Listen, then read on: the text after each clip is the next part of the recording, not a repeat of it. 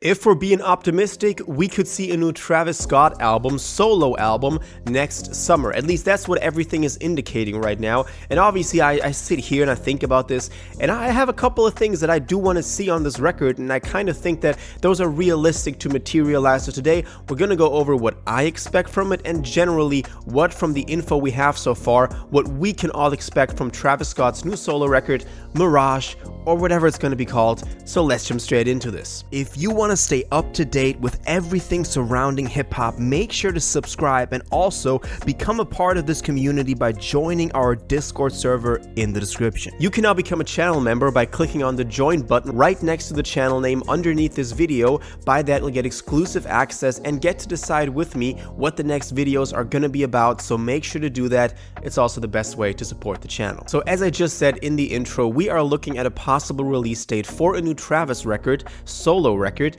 next summer. Now, in the most recent Travis video that I did a couple of days ago, we talked about how it's all looking like the tour is ending right now. We've had that clip that, in hindsight, was not from around this time, but still he talked about completing a record on tour that could have been Jack Boys 2, but I still believe him exiting the Circus Maximus tour era now is pretty essential in talking about whatever new era is now coming when it comes to Cactus Jack and when it comes to Travis Scott. Because the Circus Maximus tour era has been going on for 2.5 years, ever since Utopia dropped. First with the US leg, then the EU leg. That was crazy shows, by the way. I went to one of them. Let me know if you went to any of the Circus Maximus show dates. And then we had the couple of random all over the world kind of filling in the gaps. India here, South Korea, they're kind of legs of the tour over the past year. And I mean, that was the most successful tour in solo rap history that we just learned about. That's crazy. I mean, that is just crazy numbers, and that could also mean he could ride off of that wave into the new record. Now, just real quick, we're talking about this thing being called Mirage because of that merch theory, because we learned about the name Utopia from Astroworld merch, and then the next album was Utopia. In this case, that is very unofficial, very unconfirmed. We just need kind of a working title to talk about this, not just to call it the new T something album. We're gonna call this Mirage until we have a new name, and that's what we usually do with these new records. So I think there are 3 areas that we need to look at, or that I always look at when it comes to this new record, and they all combine really well when it comes to Travis. The first is obviously some sort of sonic evolution that he's going through. And what we've seen so far from Travis over the past couple of records was that he always evolved sonically in some sort of way, and artists always do need to evolve sonically in some sort of way to stay relevant. You know, Travis started out with heavy trap production mixed with some psychedelic sounds. He's then incorporated quite a lot of rock influences also on Utopia, which I do think that is important that he keeps progressing in that area. We know that he also works together with artists like, you know, Tame Impala. He's getting influences from all sort of different angles. So honestly, with this area of a new sound, I think that we're pretty safe. I think that whatever Travis drops is gonna be pretty good quality-wise, and it's gonna feature some new elements that he always experiments with. I mean, when we look at Utopia, there were tracks on there that we didn't expect at first, or that sounded maybe a little off at first, but it was just him experimenting around. So I think that that's a given that that's gonna be kind of satisfied. The second category that I was looking at is kind of a new narrative or new aesthetics when it comes to this record. I mean, just remember the Utopia era.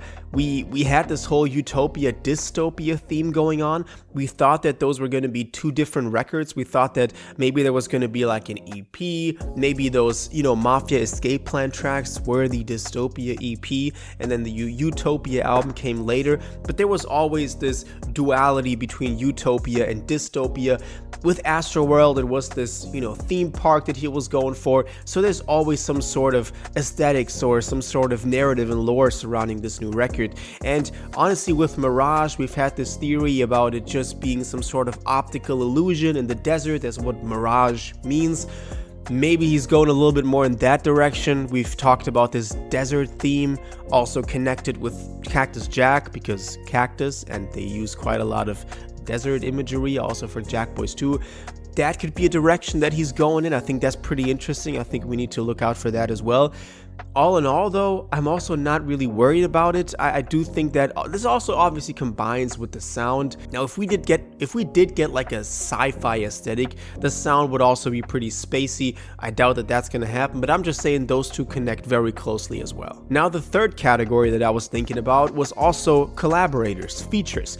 Because when you think about Utopia, for example, we still had people like Beyonce, Drake on there. It was still pretty big people, you know, pretty big artists that are just a safe bet. If you put them on your record, then that's going to do well. But I do think that, especially also in light of, for example, Fago, having dropped Mania, his solo record, and Travis acknowledging that and it doing pretty well, there's quite a bigger repertoire of artists that he can kind of pull from. We did have people like Tizo Touchdown on Utopia. That was really nice to see. But I'm just saying, maybe put some smaller artists like Fago also on there. And that's also a way to evolve sonically and aesthetically or narratively by just pushing yourself to be confronted with these new artists and not just put another Drake verse on there. I got nothing against Drake. I'm just saying at some point, you know, it's pretty used. Talking about Drake, because I was thinking about this comparison, Travis is 34 years old. He's turning 35 in April. I doubt we'll get the album before April. And obviously people say, okay, you know, at some point it's over, you know, but I do think that Travis still has a couple of years to go. I mean, Drake is 39 now.